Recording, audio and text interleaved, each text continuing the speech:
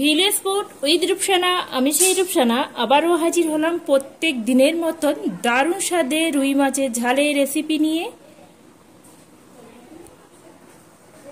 বন্ধুরা, আজকেকার এই রুই মাছের ঝালের রেসিপিটি যদি ভালো লেগে থাকে বন্ধুরা একটা লাইক করে দেবেন, আর লাইক করে আমার সাথে থাকবেন।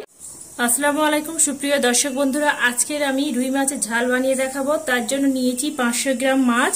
মাছগুলো আমি ভালো করে ধুয়ে কেটে পরিষ্কার করে নিয়েছি। এবার মাছগুলো সুন্দরভাবে ম্যারিনেট করে নেব। আর এখানে আমি লেজ সহ নিয়েছি। এবার আমি মাছের মধ্যে দিয়ে দিচ্ছি স্বাদ অনুযায়ী নুন, 1 চা চামচ হলুদের গুঁড়ো,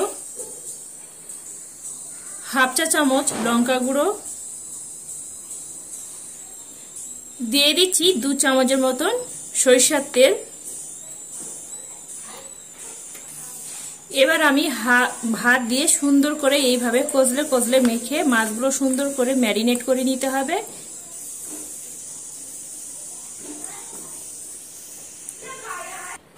মাছগুলো আমি এখানে সুন্দর করে ঘষে ম্যারিনেট করে নিয়েছি। এবার আমি মাছগুলো সুন্দর করে ভেজে নেব।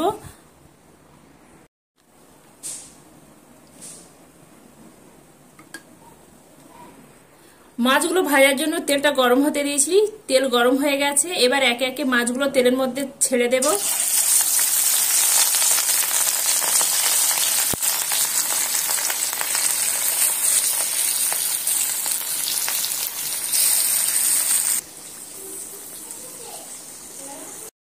মাছগুলো আমি এখানে উল্টে পাল্টে সুন্দর করে একদম লাল লাল করে ভেজে নিয়েছি। আর মাছগুলো আমার এখানে ভাজা একদম রেডি হয়ে গেছে। এবার আমি কড়া থেকে তুলে নেব।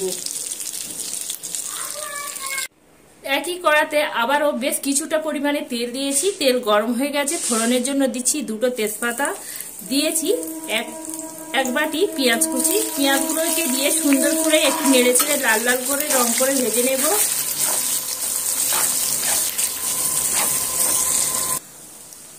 পেঁয়াজটা নেড়েচেড়ে লালচে রং ধরে ভেজে নিয়েছি। এবার 3টে টমেটোকে কুচি করে রেখেছিলাম, টমেটো কুচিগুলোকে দিয়ে দিচ্ছি।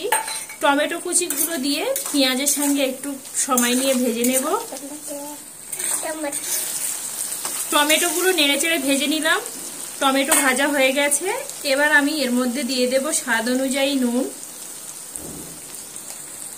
1 চা চামচ হলুদের গুঁড়ো,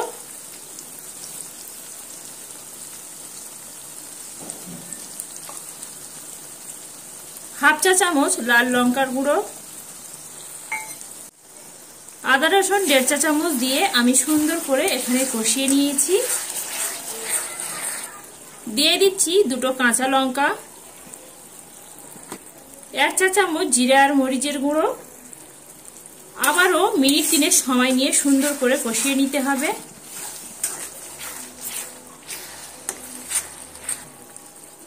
সমস্ত মশলা দিয়ে সুন্দরভাবে কষানো হয়ে গেছে। আর মশলা থেকে যে একটা কাঁচা গন্ধ ছিল, গন্ধটা চলে গেছে। এবার আগে থেকে যে ভেজে রাখা মাছগুলো ছিল, এবার আমি এই সমস্ত মশলার মধ্যে দিয়ে দিচ্ছি। দিয়ে এইভাবে হালকা হাতে একটু নাড়াচাড়া করে নেব। এইভাবে নাড়াচাড়া করলে মাছের মধ্যে সমস্ত মশলাগুলো ঢুকে যায় আর খেতে মাছগুলো অত্যন্ত সুস্বাদু হয়।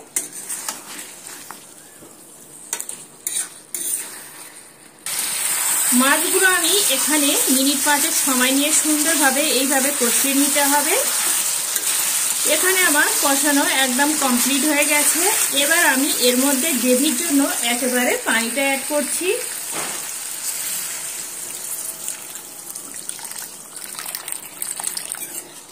পানিটা দিয়ে এইভাবে নেড়ে চেড়ে নিলাম। এবার আমি একটা ঢাকা দিয়ে ঢেকে এবার আমি এটা 5 মিনিট ধরে কুক করতে দেব। 5 মিনিট পরে ঢাকাটা তুলে দেখাচ্ছি।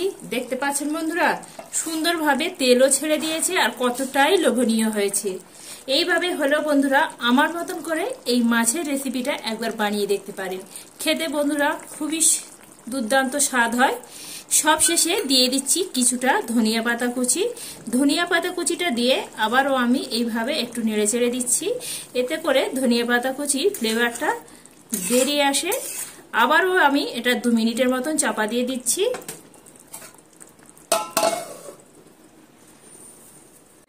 আবারও ঢাকাটা তুলে নিচ্ছি আর দেখতে পাচ্ছেন বন্ধুরা দারুণ স্বাদের এই রুই মাছের রেসিপিটা আমাদের একদম রেডি হয়ে গেছে। আর দেখতে কতটাই লোভনীয় হয়েছে বন্ধুরা, একটু আমি কাছে থেকে দেখাই। বন্ধুরা আজকেকার এই রুই মাছের ঝালের রেসিপিটি যদি ভালো লেগে থাকে বন্ধুরা একটা লাইক করে দেবেন, আর লাইক করে আমার সাথে থাকবেন। এইভাবে নিত্য নতুন রেসিপি পেতে গেলে অবশ্যই করে চ্যানেলটি সাবস্ক্রাইব করে রাখবেন।